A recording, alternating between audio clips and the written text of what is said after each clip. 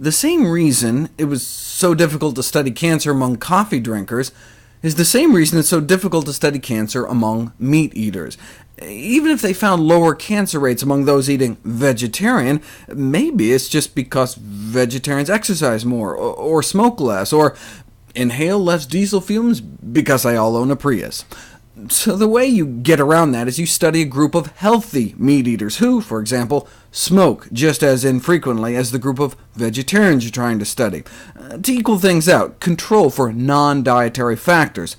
So you don't just classify people into meat eaters, fish-only eaters, and vegetarians. You adjust for smoking, past smoking, current smoking, the amount of smoking, cigarette smoking, cigar smoking, pipe smoking, alcohol consumption, body mass index, physical activity level, and for women, how many children they've had, which can be protective against breast cancer, whether or not they're on the pill, anything they could think of to factor out everything else aside and just focus in on what they were interested in, whether or not one eats meat.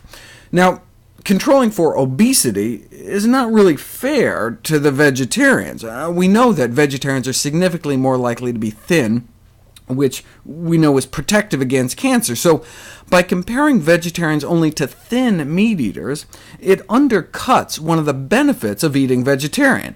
It effectively erases one of the reasons why eating vegetarian may reduce cancer rates.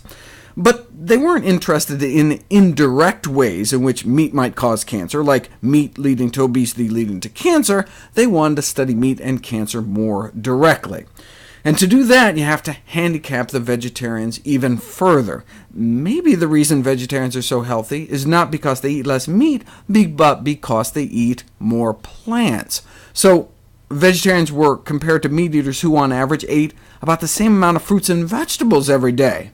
May not have been easy, but they were able to dig up thousands of meat eaters who ate 4 to 5 servings of fruits and veggies a day, about as much as the vegetarians were eating. Again, this puts the vegetarians at a comparative disadvantage by removing one of the key benefits of more plant-based diets, which is more plants. By comparing vegetarians to omnivores who don't eat a lot of meat and have a high fruit and vegetable intake, this could reduce the chance of observing lower cancer rates in the vegetarians, but they wanted to isolate out the meat component, so they did. They compared vegetarians only to healthy meat eaters with healthier diets, and still, though there was one surprising finding I'll cover later, bottom line, they found the incidence of all cancers combined was lower among vegetarians.